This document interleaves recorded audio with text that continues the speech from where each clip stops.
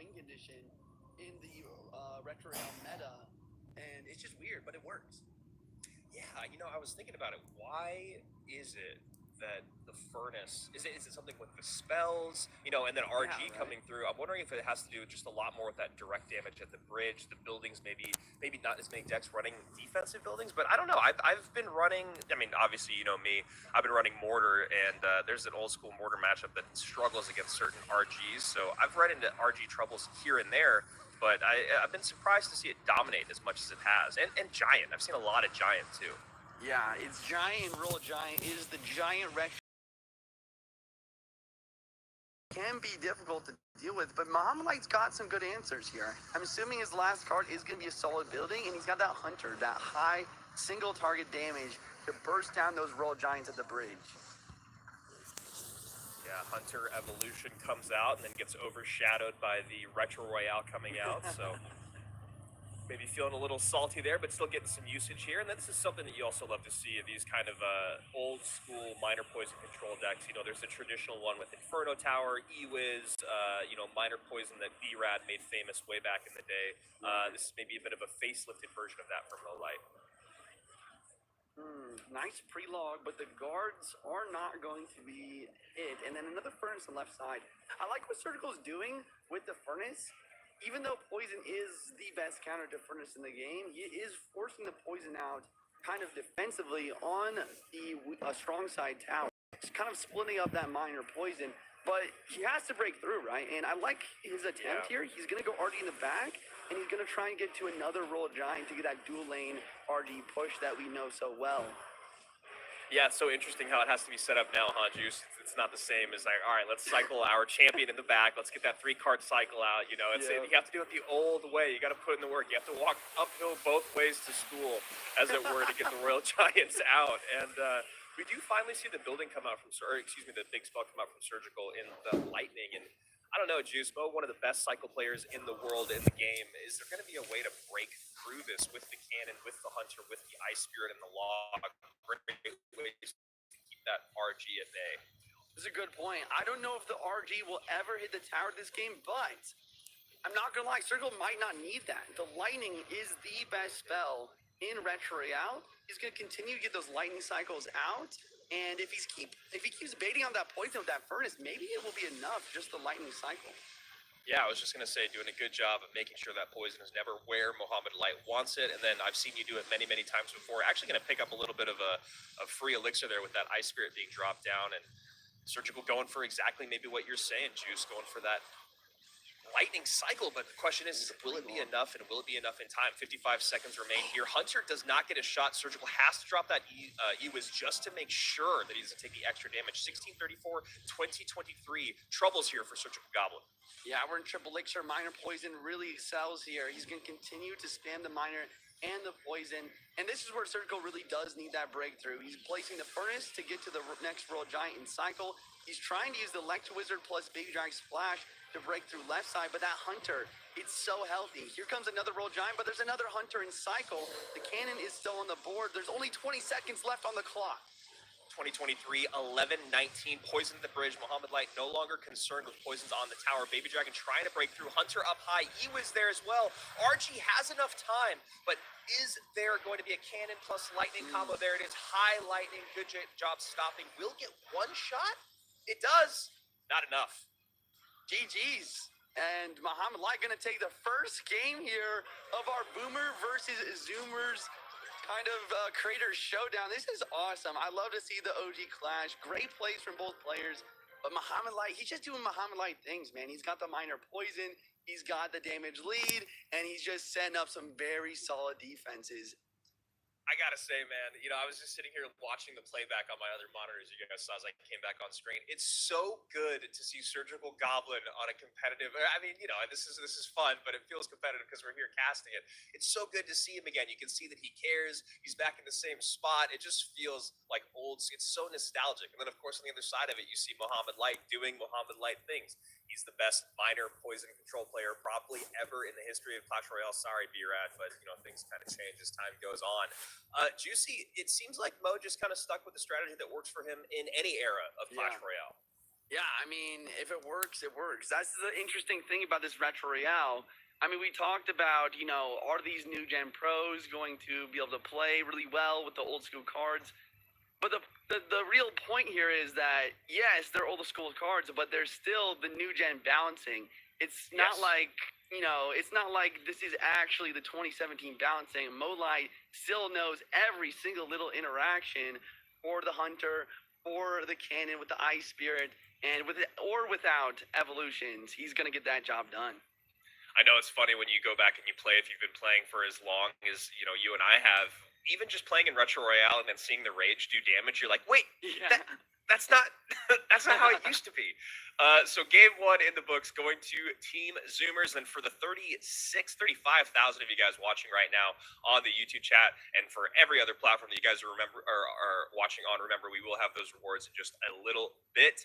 Of course, those QR codes will be on the screen every 30 minutes for you guys to get all those lucky drops. And of course, the emote. We all love emotes. I mean, after you've maxed out your account, what else is there to really do other than collect every single emote there is in the game? I love seeing top pros. You guys have like 30 pages of emotes. It's so fun to scroll through. And talking about top pros, man, Ta and Ruben. This is a true blast from the past match in the sense of we haven't seen much of Ruben at all in the competitive scene online. Like I don't know about you, Juice. I know you're a little more tapped into the scene than I am, in terms of like speaking and conversing with active pros and maybe old pros.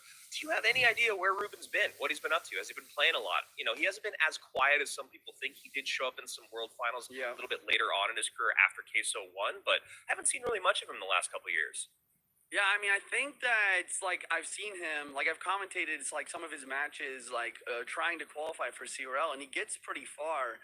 But I mean, when you're going against people like Ta here in game number two, it's pretty tough. Ta, one of the best players in the game right now. We'll see. Ruben using Yeah. one of my favorite OG decks, Splash Yard here versus Bait.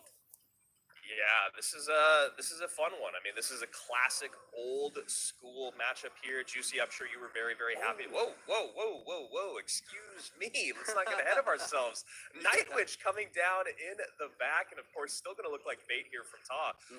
Night Witch plus Bomber. This is looking more like, is this looking like Giant GY or just maybe Giant? What do you think this is, Juicy? I think it's Golem.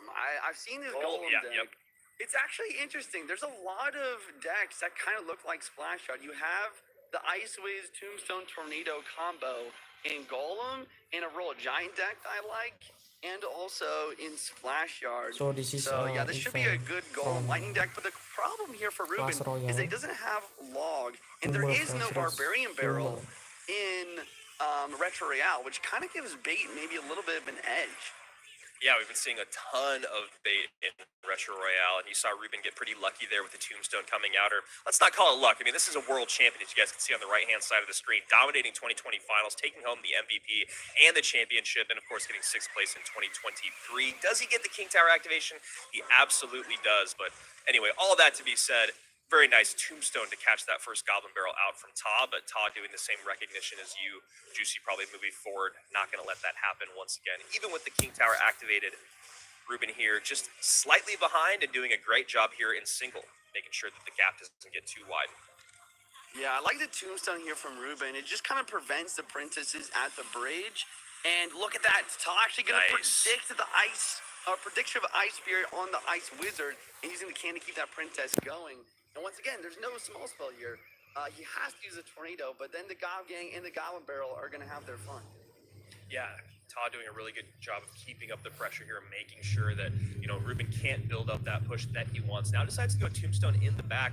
Juicy, is there a point when Ruben's just going to have to eat a lot of damage, soak a lot of damage? Is this Right. maybe it right here to get a golem in front of these two cards? Wow, There it I is. mean, you called it. Golem at the bridge here. I think he found his moment, his window to try and get a Golem down. And that's kind of what this match is about, right? You can't. Oh, wow. Okay, Yeah. nice rocket. Wow. I can't Oh, the believe bat, that. though. Everything. I mean, not a huge deal. The bat does get the princess off the board, but yeah, really, really nice rocket there from Ruben, cleaning up everything.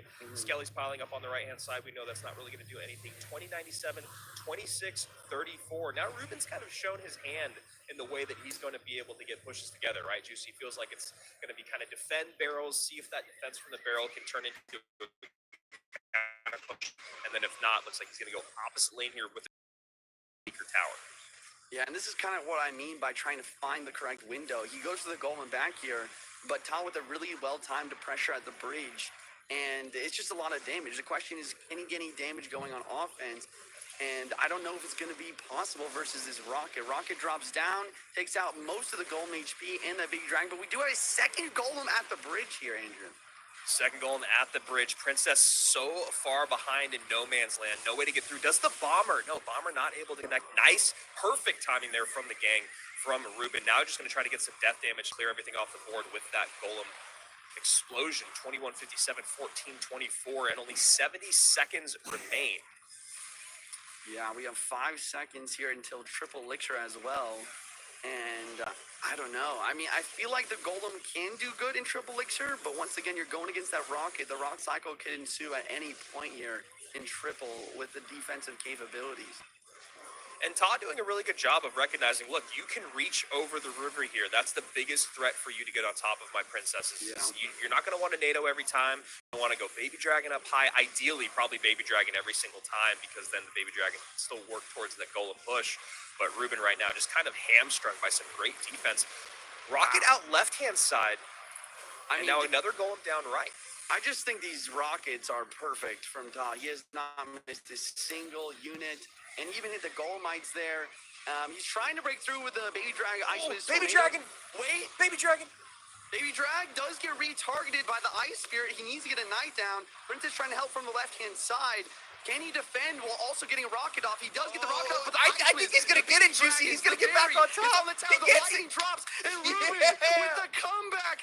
Oh, my gosh. I cannot believe he won this game. Boomers. Dude, look at that beard. Look at that mustache coming from Ruben, too. I mean, we talk about booming up. That's amazing. Love to see the W. And that's exactly what Ruben used to do, right? Play clean, smart, methodical Clash Royale.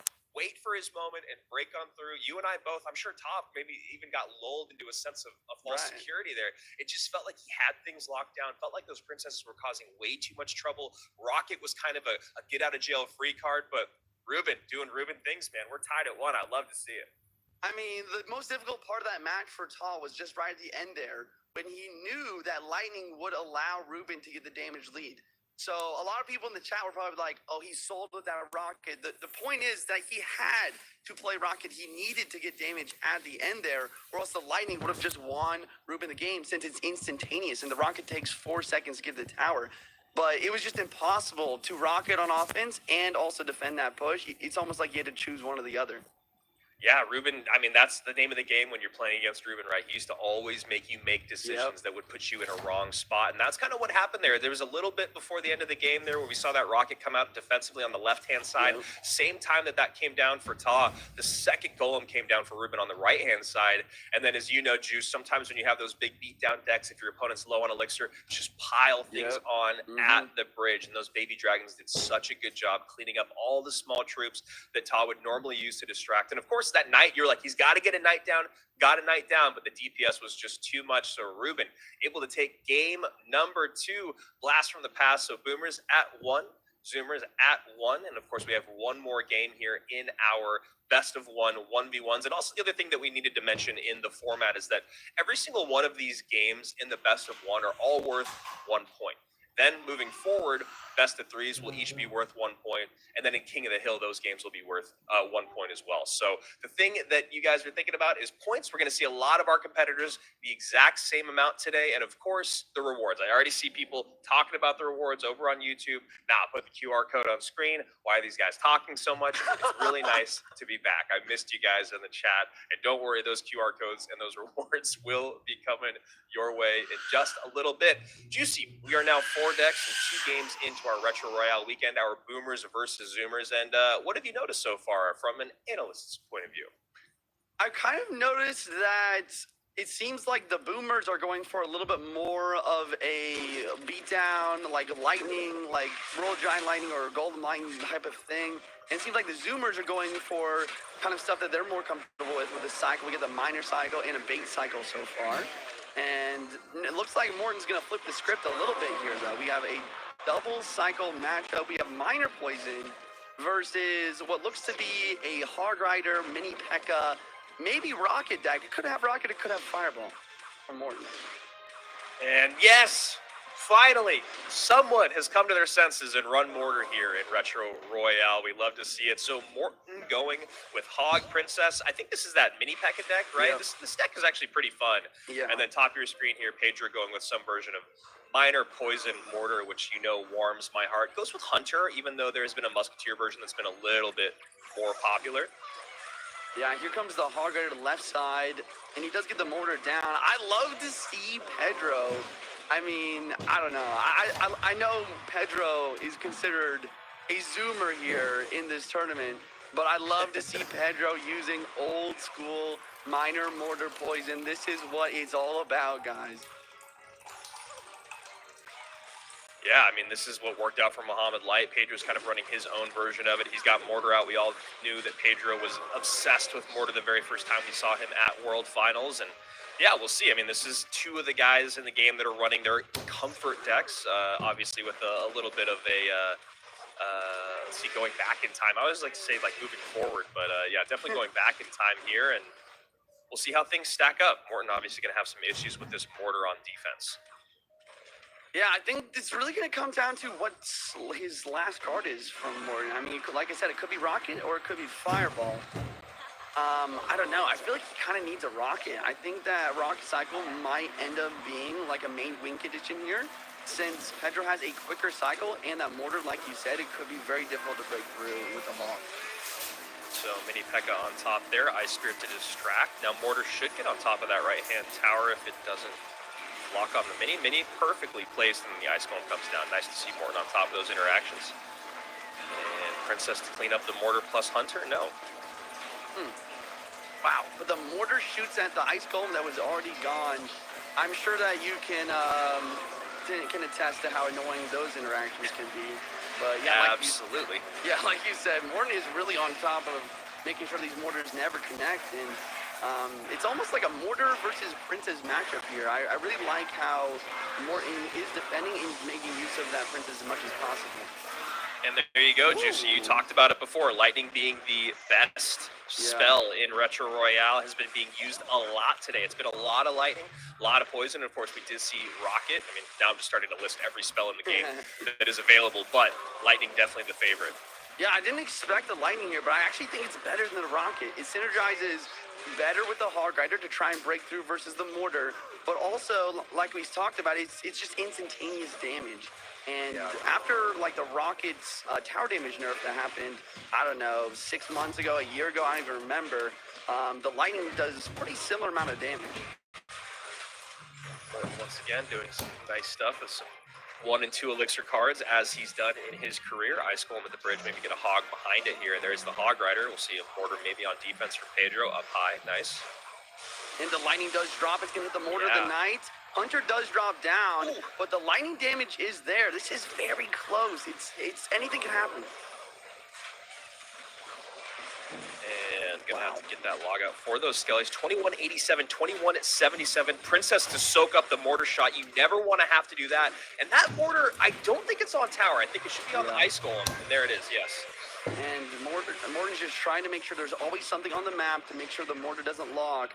But that's the thing, that Pedro knows like how exactly to play a matchup like this. He's not only playing that Mortar to get damage, he's doing it to distract his opponent from going on offense while chipping away with the minor poisons. It's almost like there's 3 win conditions in Pedro's deck. And so much elixir being spent at the bridge by Pedro, doing a great job of making sure Hogs can't break through. You saw that preemptive Hunter come down 2 Hogs ago. And like you're saying, Juicy, those Mortars up high, baiting out the Mini P.E.K.K.A so that now the Minor can only be picked up by the Skeletons or not picked up at all, picked up late. Great stuff there from Pedro. You can see the frustration on Morton's face. And there we go. Zoomer's going to take 2 of the 3 first few games here. Surgical and Morton not able to pick up their respective BO1s, but Ruben doing a great job with the last-second win over Tom.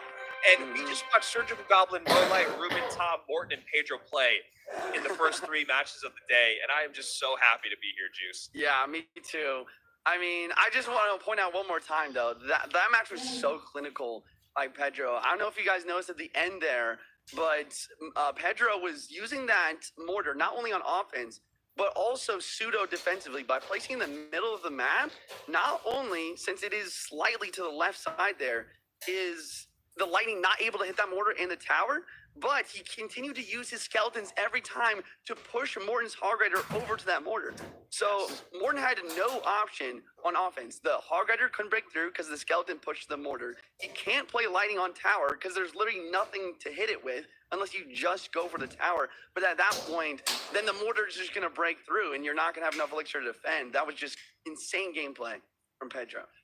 I mean, that's what I love about Retro, and these skills still translate to the game right now on Path of Legends. Yes, the cards might look a little bit different, but exactly what you're talking about, Juicy, recognizing the situation there from Pedro, which we know he's so good with Minor Poison and Mortar, and doing all the things correctly, varying up spots for the Minor, and then just sending it to the back over and over. That way, a unit in the middle couldn't, like a P.E.K.K.A, or a mini P.E.K.K.A, if he played it just low enough, and let's say Ruben went high and inside with his Minor, right, distract the mortar and still get on top of the Minor, but he kept going to the back. Just brilliant stuff throughout. Early hunters up high, even the hunters were used to push the hog over. Like you said, perfect mortar placement, and Morton just in a really tough spot. I mean, I like that deck that he's running. It's a super fun deck. I used to play it way back in the day, but you do run into issues of being able to get damage on tower, and then of course, like you said, you see those lightning, the value from it, making sure that there is not too much value coming through on those lightnings. And here we go. We love seeing people in the chat guessing what the code is, guessing what they need to type. You don't need to guess anything, guys. Every 30 minutes, there's a QR code. Like I said, if you're watching on your phone, you're trying to figure out, what do I do right now? Screenshot, then go into your photos. You can open the link from there. If you're watching on your, let's say on your TV, hold your phone up to the screen. QR codes. Look at that. We didn't have those when we started playing Clash Royale, Juice. Yeah, first QR code is out. After you guys open your lucky drop, type in the chat. What did you get? Was it 1 star? Was it 2 star? Did you get some wild cards, or did you get like 300 Three Musketeers or something ridiculous? Yeah, those are always the sad ones, huh? When you get like 5 bar putts, it's like, maybe next time. We got more lucky drops to go. 9 total lucky drops today. Next time it will be in 30 minutes. That next lock will be unlocked for y'all. I gotta say, on my secondary account, I was trying to max Goblinstein forever. It just took me for some reason. I was just never getting wild cards, and then golden. The what are they called? Golden wild cards, the highest level ones. Yeah, champion wild cards. The champion wild cards. Yeah. And then whenever I was getting champions from chests, it was never the Goblinstein. But the other day, I opened up a 4-star chest, just like you yesterday on stream. I got 7 Goblinsteins. 7 Goblinsteins from a 4-star chest. So guys, you can see right there, we got a 4-star coming your way, and of course the emote at the end of the day. We got 3 stars, 400 goblins. Some guy got 4 stars and 74 expos. I feel like we got scammed, man. We got 4-star with 41,000 gold. That's not too bad. So we got some elite wild cards. 4-star, 7 little princes. Okay, 7. You see, that's what, like, I think sometimes 4 stars are better than 5 stars.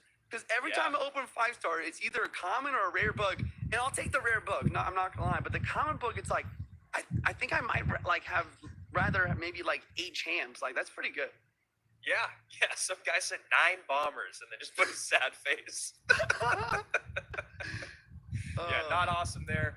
Great call, Juicy. I love actually seeing all these rewards in the chat. And of course, guys, I just saw a bunch of you leave the stream.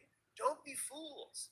This is just the first reward. There's so many better rewards coming your way. And as you saw, a guaranteed 4-star. We got a lot more matches coming your way. We got a lot more and better rewards coming your way. So don't change that dial. That's what boomers used to say. Do you guys know that? That's what we used to say when we were talking about changing the channel on TV. So anyway, I'm just going to keep dating myself here. Juicy, as we're moving on to our best of 3. So guys, Surgical Goblin going up against Ta. This is a 1v1 best of 3, and there you go, QR code on the screen for those that maybe are a little slow on the draw. And I know some of you guys might be here for those lucky drops, but let's be real. What the real ones in the chat are here for is this gameplay. We have log bait mirror matchup. Versus Surgical Goblin, Retro Royale. This is about to be insane, Andrew. Yeah, I love to see this. And Juicy, this, I mean, it might be, this is actually something I was really good at in 2017 was miscalling decks. Ta, maybe, you think Ta here is running Big Spell and then Surgical's running No Spell? Because we see the Dark Goblin. I think that's right. I think usually when I see Princess and Dargob in the same deck, I don't expect a big spell. Yeah, I'm assuming Surgical's last card would be a building, and then. Oh, wow. Okay. It is a building of sorts. Yeah, we do have a cannon card instead of the normal cannon. I kind of like that. I think that's going to give him maybe a slight edge in this matchup. It's just going to make it so that he has one more card that you have to worry about on offense. And Dark Goblin going to beat the Princess up here. Knight to block.